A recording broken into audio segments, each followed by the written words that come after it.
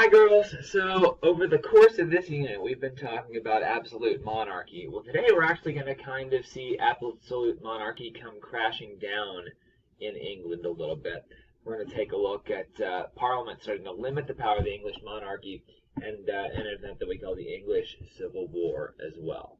So when we were last on the British monarchy, we saw Henry VIII and then his three children, Edward and then Mary and Elizabeth reigns. And Elizabeth reigns for a long time. But I mentioned that she never gets married. She dies with no children at all, so she has no heir to the throne. She also leaves behind a ton of debt that she spent up. So that's going to set up some problems for any future monarch. And the monarch line, with her not having any children, ends up going to her cousin, James Stuart. Now, James was already the King of Scotland, and he comes in and is now the King of England and Scotland, who are not united until later in 1707, but he rules both countries. And he immediately starts to clash with the British legislative branch, with the British Parliament, over money issues. Basically, he wanted money to do stuff, and they wouldn't give it to him. Also, there were a lot of Puritan, religiously Puritan, meaning sort of Calvinist members of Parliament, and he offended them by refusing to get rid of a lot of the old, still very Catholic-seeming practices that existed within the Anglican Church, the Church of England, that Henry VIII had started. And really, if you look at the Church of England today and its American counterpart, the Episcopalian Church, a lot of what they do still does look very Catholic. Because remember, Henry VIII didn't really have any problem with Catholic teaching. He just wanted his annulment. So that's really the only reason he left the Catholic Church. He was very, very Catholic prior to that. So James I reigns for a while, but eventually he dies, and then his son, King Charles I, inherits the throne. And he continues to battle Parliament, much as his father had, and actually not only rules England and Scotland, but also comes to rule Ireland at a certain point as well. But he continues to fight wars, particularly he's at war a lot with Spain and with France, and he needs money for those wars, and Parliament continues to battle him over all of that. And he actually dissolves Parliament several times and basically just says, "Go home, I'm done with you." But eventually he realizes in 1628 he needs money again. And the only way he can get approved for that is if he calls Parliament back into session. And they see this as an opportunity. They're basically like, okay, we'll give you the money that you need, but only if you agree to sign this document called the Petition of Right. Now, if you have me for government, we actually mentioned this. This is one of three important British documents, the other two being the Magna Carta and the English Bill of Rights, which we'll get to in a little bit, that were very influential actually in the formation of the American government. Well, the Petition of Rights said a few things, mainly that you could not throw people in prison without an actual cause for doing so, that you couldn't raise taxes without consent, which of course would come through the approval of Parliament.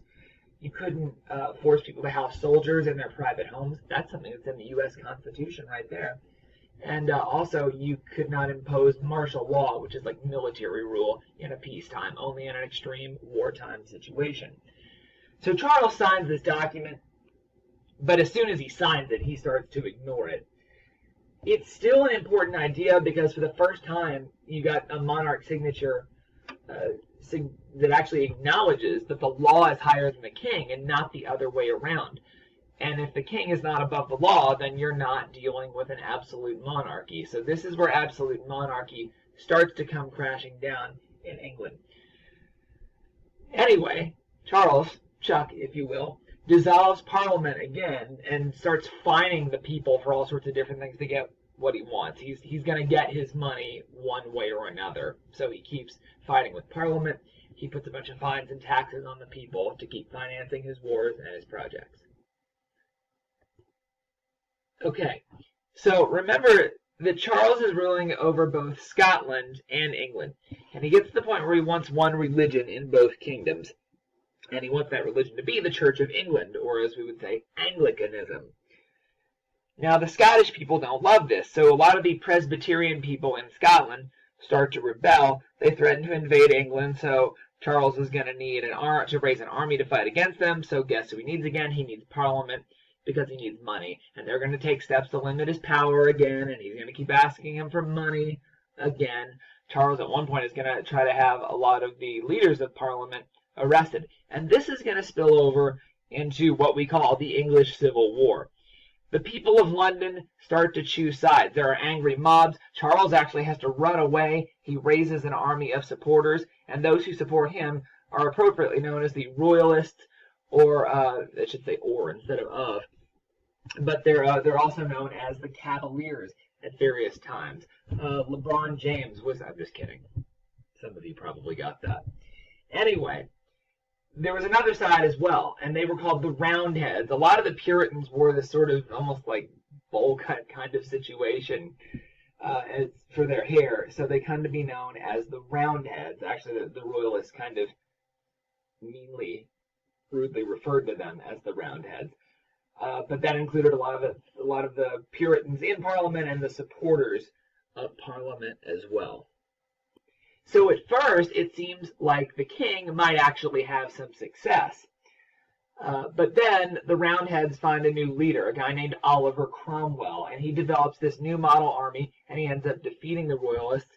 And at the end of that whole conflict, Charles, the King of England, is actually arrested. And this is a pretty amazing thing. He's put on trial by his own people, and he, of course, claims that he's an absolute monarch. He's ruling under divine right, and therefore the people, this court actually has no authority over him because he's above the law. Nevertheless, he's tried for treason and for crimes against the English people, and ultimately, at the end of this, is sentenced to death, and he is beheaded. Interesting story about his execution day, a couple of things. One, he requested 2 shirts to wear because it was cold, and he knew he would shiver, and he didn't want anybody to think he was afraid. He didn't want anybody to think he was shaking from fear, so he wore 2 shirts to make sure he wouldn't shiver. Also, and this was actually more common than you might think, after he was beheaded, subjects would come up and take handkerchiefs and dip them in his blood as a souvenir. That is not the last time we're going to see that in this class. We're going to get into the French Revolution, and some of that stuff is going to happen a couple of units down the road as well. But Charles is executed. Now, with Charles I gone, Cromwell actually takes over. He actually abolishes the monarchy. He says, okay, no more monarchy in England, and he gets rid of the House of Lords, which is the other chamber of Parliament. In Parliament, you have the House of Commons and the House of Lords. That's sort of the upper house. So he gets rid of that. He basically establishes what he calls a commonwealth, which is interesting because that's what Kentucky calls itself, and several other U.S. states do that as well. And for the first time, he creates a republican constitution in England. A representative democracy is what's supposed to happen. Now, it doesn't really last. Eventually, he kind of just turns into a dictator, not that different than the absolute monarchy they've been over before. And he has to very brutally put down some rebellions in Ireland. Thousands of people were killed, one by plague and famine and fighting going on in Ireland. So things don't necessarily go very well with Oliver Cromwell in charge either. Now, Cromwell was a Puritan, basically a Calvinist religiously, and if you know anything about the Puritans, some of them eventually came over to the United States seeking religious freedom. They were religiously very strict. The Pilgrims were Puritans, basically. They were very plain clothing. They have very strict definitions of what sin is. These are the same groups of the same people conducted eventually the Salem witch trials. So he's a Puritan, and a lot of activities deemed sinful were made illegal at that time, whether you're talking about theater or sporting events or dancing. All of these things that had been at various times popular in England are now made illegal. Although, interestingly, Cromwell, though a Puritan, favored religious tolerance for most Christians, except for Catholics. Basically, Catholics are the only Christians he wasn't okay with existing on some level in England. He actually even welcomed back Jews in England. They had been expelled quite a while before this in 1290. So on some levels, he's fairly tolerant, and on some levels, he starts to pass a lot of strict puritanical religious laws. Now, Cromwell dies in 1658, and people had grown tired of his government anyway. So a new parliament is formed, and believe it or not, they actually vote to bring back the monarchy, and they bring in Charles' son, who's going to reign as Charles II. And when Prince Charles strolls into England in 1660, bells are ringing, people are dancing, they're really excited, actually, to bring the monarchy back. And because this is the period of time in which the monarchy is restored, this comes to be known as the Restoration. Now, of course, Parliament isn't stupid, and they're going to make sure the king grants them some new rights here. So Charles II, Chuck Jr., if you will, grants the right of habeas corpus. And this is something you'll still hear talked about in legal systems. Basically, it means literally to have the body, or bring me the body in Latin. But we're not talking about a dead body here. We're talking about the right to a trial, the right to not be held for a long time without a trial. People could not simply be imprisoned for opposing the ruler. You could demand that the person be brought before a judge, who could then determine whether or not the person should have a trial or not. So it's basically rights of the criminally accused, which is something we hold very dear in this country as well. And Charles II consents to that in England. Now, Charles II dies with no legitimate heir. So now we've had two Charleses. His Catholic brother James II. So we've got two Charleses and two Jameses. James II comes in, and although there was some opposition, he ends up taking the throne. The problem for him in England is that James, like I said, is Catholic, and people are generally pretty anti-Catholic in England at this time. But he is very open about his practice of Catholicism. He even defies English law and appoints Catholics to high government offices, dissolves Parliament, much like Charles II had at various times. And a lot of the Protestants around England and in Parliament start to become fearful that a new monarchical line of Catholic leaders might actually be taking over in England. So Parliament develops a plan. You see, James, who's now the King of England, James II, had a Protestant daughter from a previous marriage. Her name was Mary.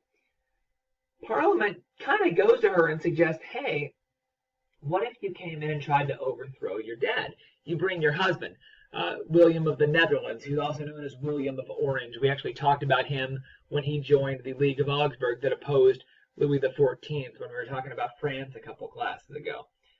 So, William of Orange, William of the Netherlands, leads his army in, and James actually just runs away. He doesn't even really stand and fight, and that's why this is known as the Glorious Revolution, because it was bloodless. Nobody even was hurt or died, and all of a sudden, William and Mary are the new king and queen of England.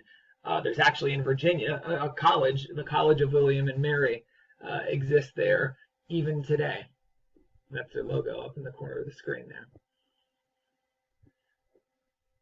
And Parliament's going to kind of get what they want out of this. William and Mary decide that they are willing to sort of share their power with Parliament.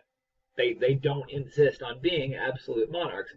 So they consent to some laws that end up limiting the power of the ruler. They also authorized the English Bill of Rights, which prohibited suspending Parliament's laws. The king can't just stop the laws anytime he wants. You can't raise taxes unless you have permission from Parliament, which is indirectly permission from the people. You can't interfere with people's freedom of speech, and you can't penalize citizens just basically for making complaints to the monarch. Some of these same things, again, things that end up later showing up in our government, and that's another English document that we mentioned in Unit 1 of my government class, if you happen to be in that class as well. And to finish this up, finally, you got this cabinet of advisors created to work through disagreements between the king and Parliament. And that comes to be sort of how England makes its policy going forward, and the leader of that cabinet comes to be known as the Prime Minister, which, as you know, is the true head of the British government even today. So this really is sort of the beginning of what the British government is ultimately going to look like. Okay, so that's a little bit about the development and ultimately the lessening of power of monarchy in England. So I hope you guys have a great rest of your class today, and I will see you very soon.